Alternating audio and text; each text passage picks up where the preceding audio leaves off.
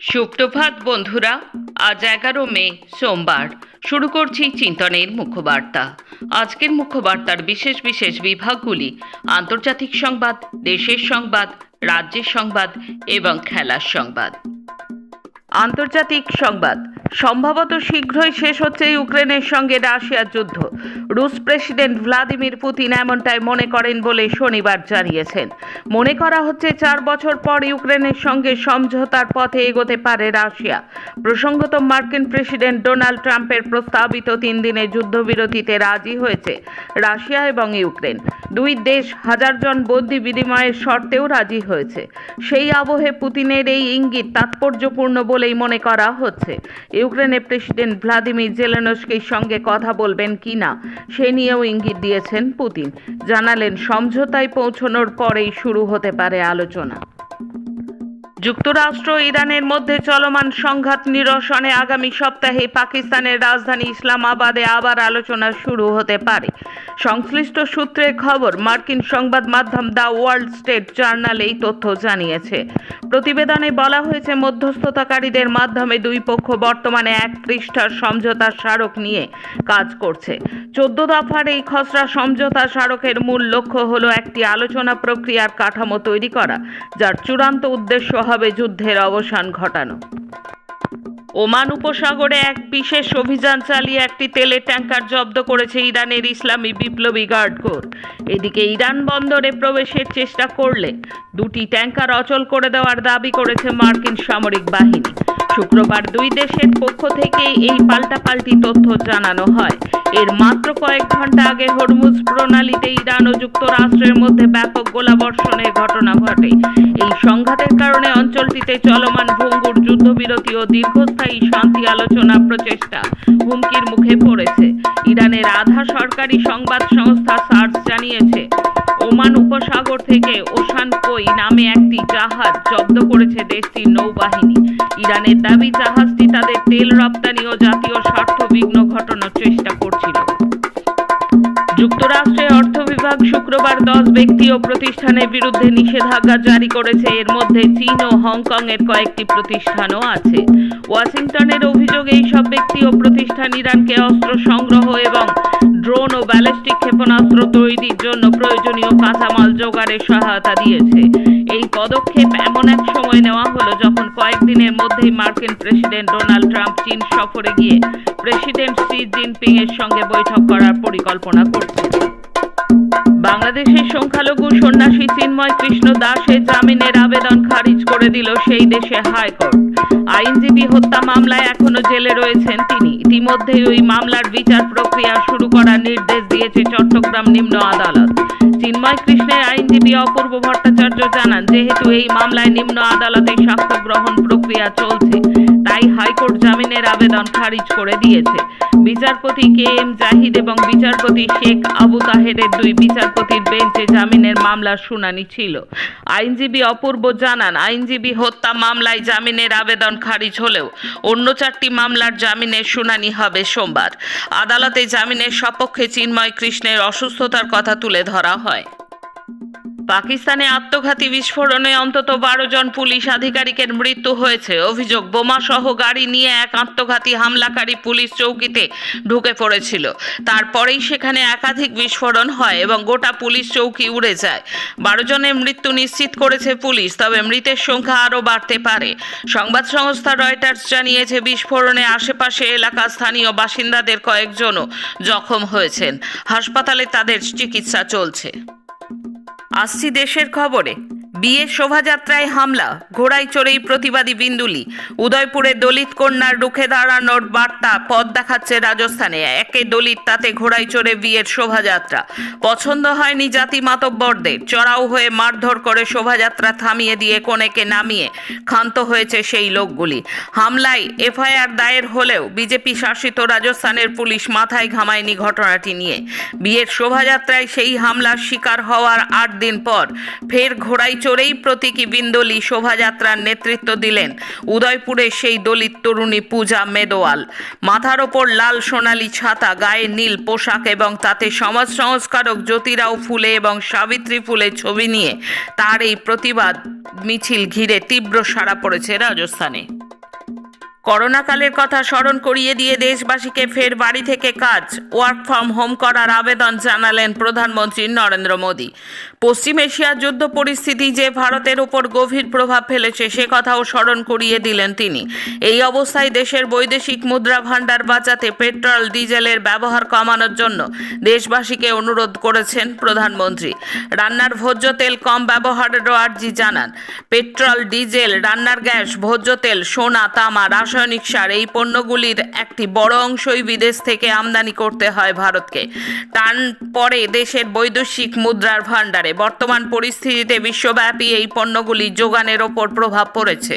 মূল্যবৃদ্ধি হচ্ছে আন্তর্জাতিক বাজারে। এই অবস্থায় দেশবাসীকে এই পণ্যগুলি সংযমী হয়ে ব্যবহারের অনুরোধ করলেন প্রধানমন্ত্রী।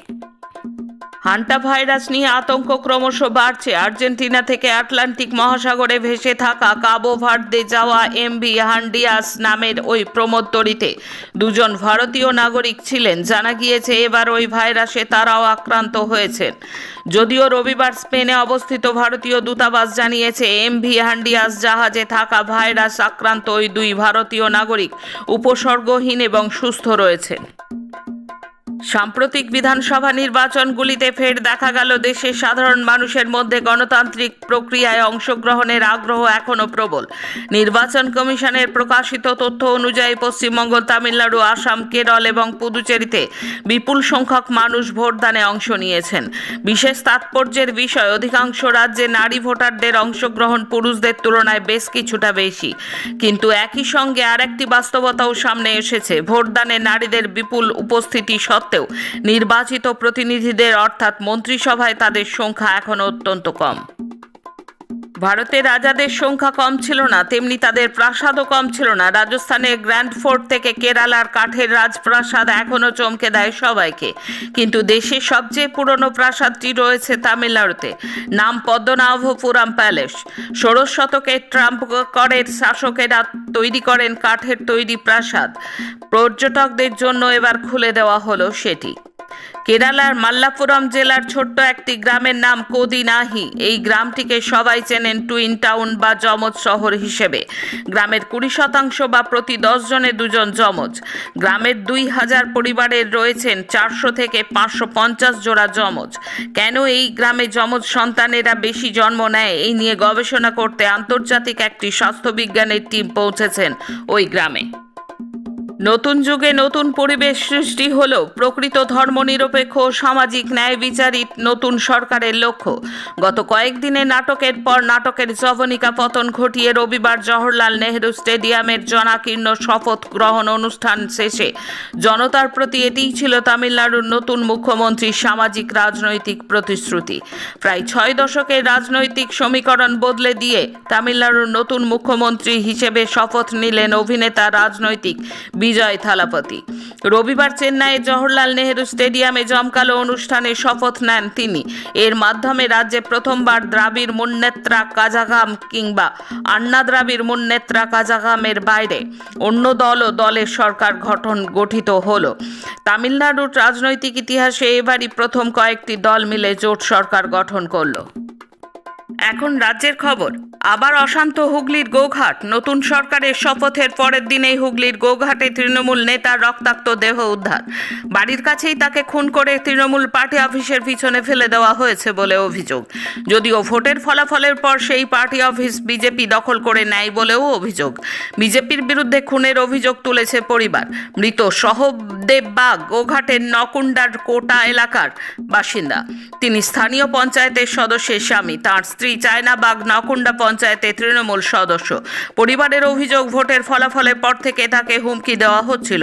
শনিবার রাতে বাড়ি থেকে বেরিয়ে আর ফেরেননি। রবিবার সকালে এলাকার মানুষ সহদেবের দেহ পড়ে থাকতে দেখেন। মৃতদেহের মাথায় আঘাতের চিহ্ন রয়েছে। দেহের পাশে একটি মুগুর উদ্ধার করা হয়েছে। নির্বাচনের ফল ঘোষণার পর মমতা কংগ্রেস এবং বাম দলগুলোর কাছে সমর্থন চেয়েছিলেন। সেই পরিপ্রেক্ষিতে অধীর রঞ্জন চৌধুরী বলেছেন, বাংলার সমস্ত হিংসার পরিণতি এখন তাকে ভোগ করতে হবে। বারবার মুর্শিদাবাদের সংবাদ সংস্থাকে দেওয়া এক সাক্ষাৎকারে তিনি বলেন, মমতা ব্যানার্জির শাসনে বাংলায় যে সমস্ত হিংসা ঘটেছে তার ফল এখন ওনাকেই ভোগ করতে হবে। তিনি বাংলার কংগ্রেস ও ধর্মনিরপেক্ষ এলাকাগুলোকে ধ্বংস করার আপ্রাণ চেষ্টা করেছিলেন। আজ তিনি নিজেই তার ফল ভোগ করছেন। মমতা ব্যানার্জিকে কটাক্ষ করে কংগ্রেস নেতা অধীর রঞ্জন চৌধুরী বলেছেন, আজ তার ক্ষমতা কমে গেছে এবং তিনি সমর্থন চাইছেন। প্রথমে তাকে সর্বভারতীয় জোটের নেতা হিসেবে রাহুল গান্ধীকে মেনে নিতে হবে, তারপরেই আমরা অন্য কিছু বিবেচনা করব। নতুন সরকারের আমলে রাজ্য প্রশাসনে যে রদবদল হতে চলেছে তার ইঙ্গিত মিলেছিল শনিবারই। রবিবার একসঙ্গে 10 জন আমলার বদলির নির্দেশ দিয়ে বিজ্ঞপ্তি জারি করল কর্মীবর্গ এবং প্রশাসনিক সংস্কার দপ্তর। জানা গিয়েছে তাদের মধ্যে 9 জনকে মুখ্যমন্ত্রীর দপ্তরে নিয়ে আসা হচ্ছে। এই 9 জনের মধ্যে 2 জন আইএএস আধিকারিক। তারা হলেন ক্ষুদ্র কুটির এবং মাঝারি ও বস্ত্র দপ্তরের যুগ্ম সচিব প্রি প্রমথ এবং পশ্চিম মেদিনীপুরের অতিরিক্ত জেলা শাসক নবনীত মিত্তল। এছাড়াও ডায়মন্ড হারবারের এসডিও, পূর্ব মেদিনীপুর জেলা পরিষদের উপসচিব, স্বনির্ভর গোষ্ঠীর আধিকারিক সহ 7 জনকে নতুন দায়িত্বে আনা হয়েছে। প্রত্যেককেই সিএমওতে সিনিয়র উপসচিব করে পাঠানোর নির্দেশ দেওয়া হয়েছে। শহরের জাঁকজমক থেকে ঢিলছোড়ার দূরত্বে তিলজলা শেড এলাকা, নুন আনতে পান্তা ফুরোনোর সংসারে স্বাস্থ্য বা অসুখ বিসুখ বিলাসিতার নামান্তর। সেই সব মানুষের ঘরের দরজায় এবার উন্নত চিকিৎসা পরিষেবা পৌঁছে দিল একদল তরুণ প্রাণ। Meghnad Saha institute of technology কলেজের রেজিলিয়েন্ট ক্লাবের টিম সুশ্রুতের উদ্যোগে তিলজলায় আয়োজিত হলো বিনামূল্যে স্বাস্থ্য পরীক্ষা ও প্যাথোলজি শিবির।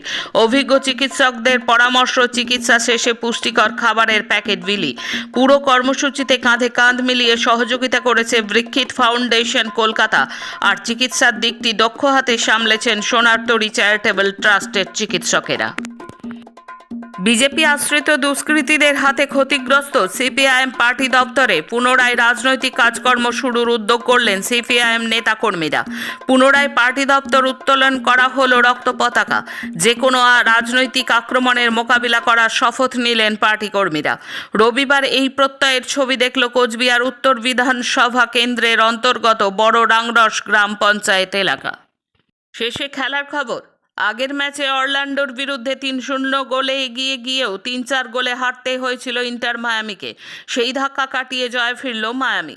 ছন্দে ফিরলেন লিওনেল মেসি, একটি গোল করলেন, জোড়া গোল করালেন। 4-2 গোলে টরন্টো এফসিকে হারালো আমেরিকার ক্লাব। 2026 সালের ওয়ার্সোতে অনুষ্ঠিত Superbet rapid and blitz Poland tournament Hans Niemann তার প্রথম গ্র্যান্ড চেস ট্যুর শিরোপা জিতেছেন। 22.5 পয়েন্ট নিয়ে তিনি ফাবিয়ানো কারুয়ানার চেয়ে মাত্র 8 পয়েন্ট ব্যবধানে জয়ী হন। নিজের দাবার মাধ্যমেই সব জবাব দেবেন এমন অঙ্গীকার করে নিম্যান পুরোটা টুর্নামেন্টে আধিপত্য বজায় রেখেছিলেন। আজকের মুখ্য বার্তা এই পর্যন্ত। নমস্কার।